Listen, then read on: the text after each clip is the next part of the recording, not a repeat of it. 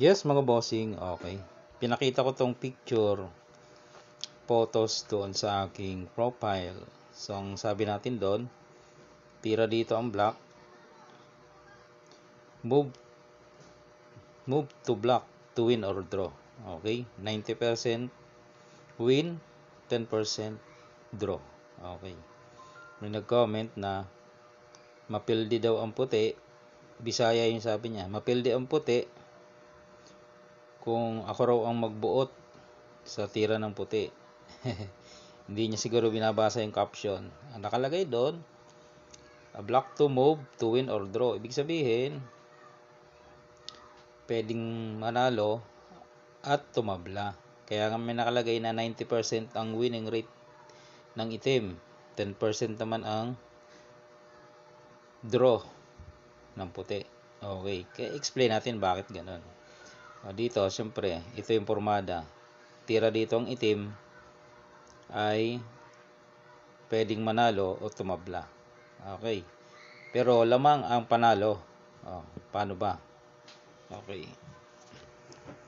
Ito yung opening na maraming kahinaan. Umpisa natin. Pwede kasi siyang dumaan dito, yung opening na sinasabi ko. Yan. Pag tira dyan ng white, yan, marami ng kahinaan yan. Saan siya hihina? Pag tumira ang itim ng 9-5. Hindi ko naman sinabing talo na agad. Hihina, mahina, weak move, maraming kahinaan, maraming butas na pwedeng makitaan siya. Okay? Pwede rin yan dumaan sa 115. Same lang kasi yan eh. Basta dyan pupunta sa formadang yan. Yan same lang, di ba? Kahit sa 314 dumaan, basta dyan pumunta, parehas lang. Yan Pag tira ng 9-5, dyan na nga hihina yung atake ng puti. Yun yung ina-explain natin. Hindi naman ako magbubuot dyan o sasabihin nilang makikialam ko anong tira ng puti. Ang ina-explain ko lang dyan yung possible moves. Siyempre kung dito siya titira, ito yung mga weakness nga ng puti. Yan. Kung dyan nga siya titira, kitang kita naman yan. Di ba? Lugi. Lalo naman kung dito tatatluhin. Di ba? Lugi. Yun yung mga sinutukoy ko, mga kahinaan. Hindi naman ako nagbubuot o yung nakikialam ko ang ititira ng puti. Pinapakita ko lang dito yung mga weaknesses ng opening na yan. Kung nakakaintindi ka, marami siyang tira eh. Pag dito naman siya tumira, paano naman siya magiging weak? Papakain to. Diba? Napakadaling intindihin yan. Weak na yan eh. Bakit? Siyempre pag dito mo tinira, papasabay ito. Kain dalawa. Kain din dalawa. May bahaw pa. May dama pa. Pinakailaman ko ba ang tira ng puti? Hindi. Ang pinapakita natin yung mga possible na tira ng puti dito. Iniisa-isa natin. Dito, magpapakain. Diba? Kung magsubo naman dito, sisipain lang. Lugi na naman. Kung dito naman siya titira, or dito, same lang naman ang gagawin. Kasi obligado dos nga eh. Yan ang sinasabi natin. Hindi naman tayo nakikialam kung anong tira ng puti dyan. Ine-explain lang natin yung mga weaknesses ng opening na yan. Ganun lang. Intindihin lang. Wala na tayong sinabing talo na ito. Ang sinabi natin, maraming kahinaan ang opening na ito. Okay? Kasi pag tira mo ng 9-5, doon na mag-uumpisa yung mga kahinaan niya. So ito, talo. Talo. Dito, may talo kasi papakain nga, di ba? Pag dito naman, dito ka naman titira. May talo pa rin yan. Siyempre, hindi mapupunta yun dyan. Kasi dito ka lang eh. Madadamahan mo siya. Di ba? Pag dito naman siya tumira, ang gagawin mo naman, sisiguruhin mo. Pag sinalo niya, sinuportahan, ibubukas mo to. Pagkain niya, kain ka dalawa. Kain siya, kain ka. Lugi siya ng isa. Nakailan ba tayo sa tira ng puti? Hindi. Pinakita lang natin yung mga possible moves na gagawin ng puti. Di ikaw ang magdala ng puti kung Pwede naman yun eh. Hindi naman tayo nakikialam. Pinapakita natin yung mga kahinaan ng puti sa ganyang opening. Kaya nga natin dinedemo eh. Di ba? Oh. Ngayon, ano yung malakas na move naman dyan ng puti para makasurvive? Dito. Yan.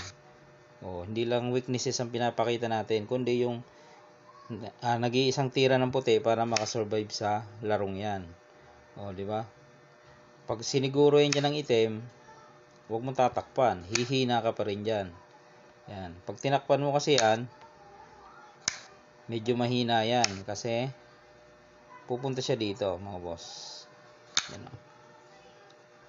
Anong gagawin mo dyan? Dito ka? Dito siya. Kain. Kain dalawa. Kain siya isa. Isusubuan na. Kasi yun ang purpose niya, mabutas yun. Di ba? Magsasacrifice move ka. Kung hindi ka kasi magsacrifice move, yan tire mo. Ito man. Ito lang gagawin, di ba? Yan o. Butas. Oh. Ine-explain natin. Hindi tayo nakikialam sa tira ng puti. Ang pinapaliwanag natin ay yung mga kahinaan ng puti sa ganyang opening. Oh, napakadaling intindihin kung magiging open-minded ka lang. Oh, kaya yung ganyang opening, kasi nga sa libro binibigay na yun eh, di ba? Pag ito, ayan na. Oh, para makasurvive ka dyan, ito nga ititira mo. Pag pumasok dyan, huwag mong takpan. Ito lang. Yan. Yan. Para surviving move ka dyan. O, makakatabla ka. Yun yung 10% na draw. Yung sinasabi natin doon sa photo na isinilid natin. O, dyan, yung 10% draw. Siyempre, mahabang labanan pa yan. Kailangan, maitabla mo yan. Pero doon sa ibang move, sa ibang move na sinabi natin, dito, medyo delikado. Okay? Yun lang, mga bossing yung tip ko sa ganyang opening.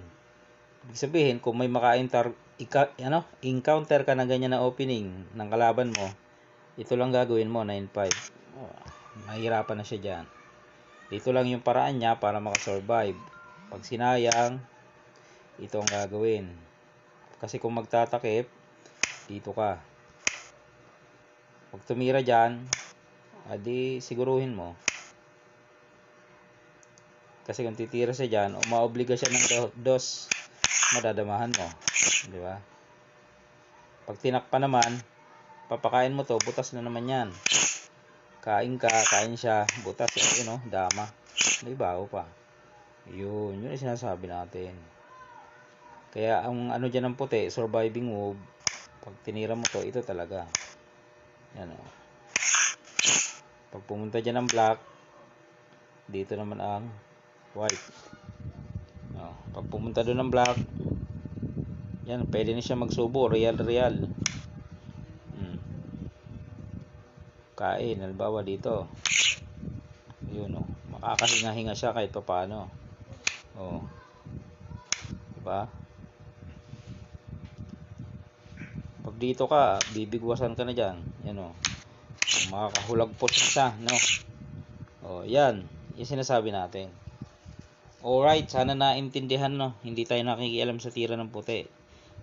Pinapakita lang natin yung mga weaknesses ng tira ng puti. Hindi yan pakikialam. Matatalo lang daw ang white kung papakailamin ko ang tira. Kung ako ang titira.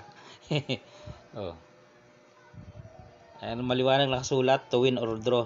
Tira ang black. Yan, ganyan. Tira ang black. To win or draw.